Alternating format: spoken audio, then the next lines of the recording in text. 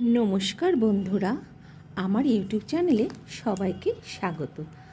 আমি আজকে কাঁচা লঙ্কা সংরক্ষণ করে দেখাবো, তবে আমি পাউডার বানিয়ে সংরক্ষণ করব। আমার কাছে 1 কিলো কাঁচা লঙ্কা আছে। কাঁচা লঙ্কা সংরক্ষণ করে রাখলে আমাদের অনেক সুবিধে হয়। যখন কাঁচা লঙ্কা শেষ হয়ে যায় তখন এগুলো সংরক্ষণ করে রাখলে হাতের কাছে থাকলে আমাদের রান্নার সুবিধে হয়।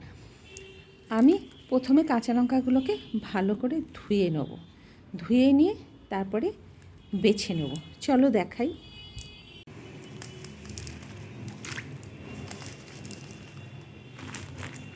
আমি অল্প অল্প কাঁচা লঙ্কা নিয়ে ভালো করে ঘষে ঘষে এগুলো ধুয়ে নেব।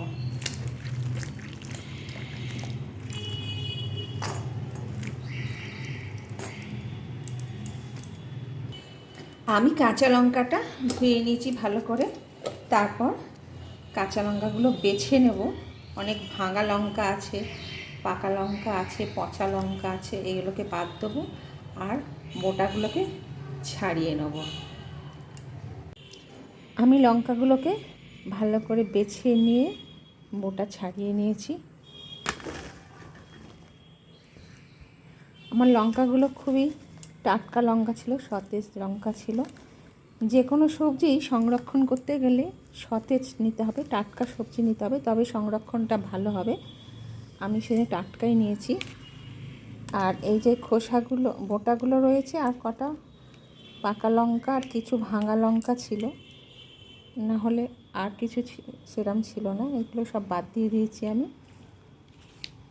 এবারে এই লঙ্কার গায়ের জলটাকে একটু শুকনো করে নেবো। আমি এইখানে রেখে দেবো। এখন রোদ নেই কিন্তু হাওয়া রয়েছে, হাওয়াতে একটু শুকিয়ে যাবে লঙ্কাগুলো। আমার লঙ্কাগুলো গায়ের জল শুকনো হয়ে গেছে। আমি এবারে লঙ্কাগুলোকে সরু সরু করে কেটে নেব। প্রথমে লঙ্কাগুলোকে ফালি করে নেব, তারপর দেখাচ্ছি কেমন করে কাটবো। প্রথমে এই লঙ্কাটাকে আমি হাফ করে কেটে নিচ্ছি। এইবারে প্রত্যেকটা হাফ থেকে আমি 3 পিস করে কাটবো। অনেকটা মোটা ছিল বলে, সাইজটা অনেক বড় ছিল বলে এটাতে 4 পিস করে কেটে নিয়েছি। এটাতেও তাই কেটে নেব। যত সরু করব তত তাড়াতাড়ি শুকিয়ে যাবে। আমি এতটাই পাতলা পাতলা করে কেটে নিয়েছি, তাড়াতাড়ি শুকিয়ে যাবে। আমি এইভাবে সমস্ত লঙ্কাগুলি কেটে নিচ্ছি আস্তে আস্তে। ছুরি দিয়ে কাটতে অসুবিধে হলে কাঁচি দিয়েও কেটে নিতে পারো। আমি কাঁচি দিয়েই কাটছি, আমার ছুরিতে একটু অসুবিধে হচ্ছে। কাঁচি দিয়ে খুব সুন্দর ভালো সরু সরু করে কাটা যাচ্ছে।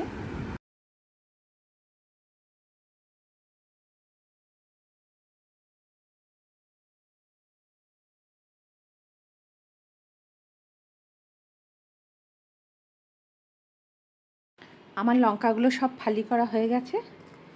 এতটা হয়েছে, 1 কিলো লঙ্কা সরু সরু করে ফালি করে নিয়েছি। আমি এবার এগুলোকে রোদে দিয়ে দেবো।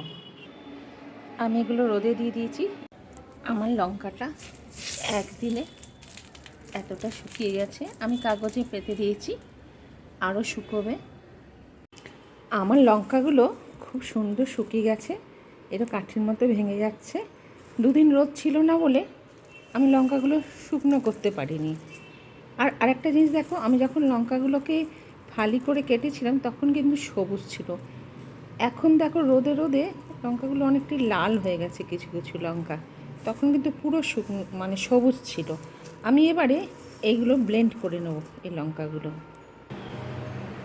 আমি অল্প অল্প দিয়ে করব, একসঙ্গে বেশি দেবো না, অল্প অল্প জারের মধ্যে ভরে নেব।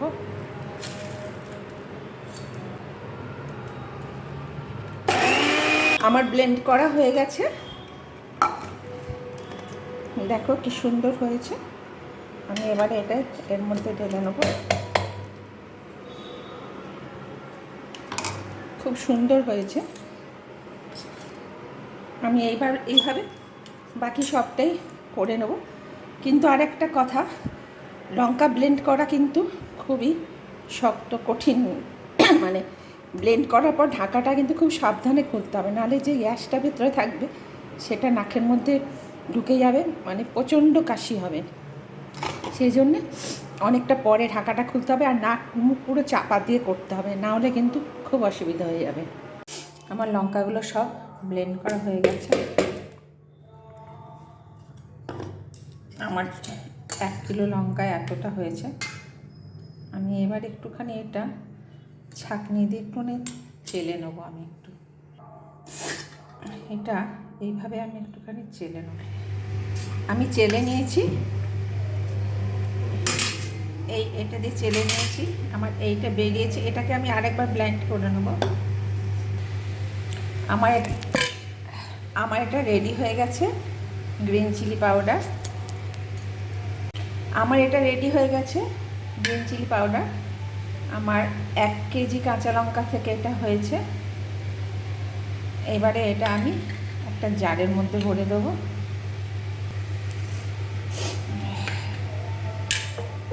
এই কাঁচের জারটার মধ্যে ভরবো, এয়ারটাইট জারে ভরতে হবে। জারের মধ্যে ভরে নিয়েছি।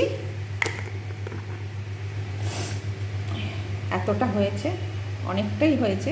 1 কিলো লঙ্কায় 1 কিলো লঙ্কা তো অনেকখানি, সেই তুলনায় বোঝা যাচ্ছে না, কিন্তু লঙ্কাটা প্রচুর ঝাল, মানে দেখে দিতে হবে, অল্প ব্যবহার করতে হবে, তাতেই হয়ে যাবে, কাজ হয়ে যাবে।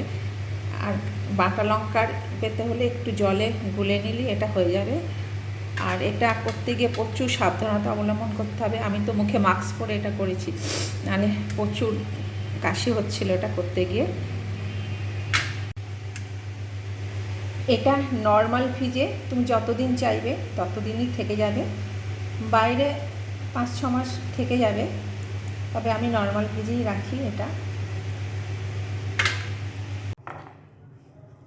আর কাঁচা লঙ্কাটা যখন কাটবে না তোমরা, তখন খুব সাবধানে কাটবে।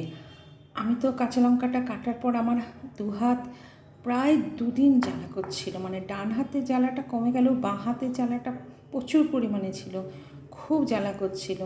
সেই কারণে হাতে যদি একটু তেল লাগিয়ে কাটো তাহলে একটু সুবিধে হবে। সেই কারণে আমি বলে দিলাম খুব সাবধানে কাটতে হবে। আমার ভিডিওটা আজ এই পর্যন্ত। যদি তোমাদের ভালো লাগে তবে লাইক শেয়ার করে দেবে, আর যদি আমার চ্যানেলে নতুন হয়ে থাকো তবে আমার চ্যানেলটা সাবস্ক্রাইব করে দেবে। ধন্যবাদ।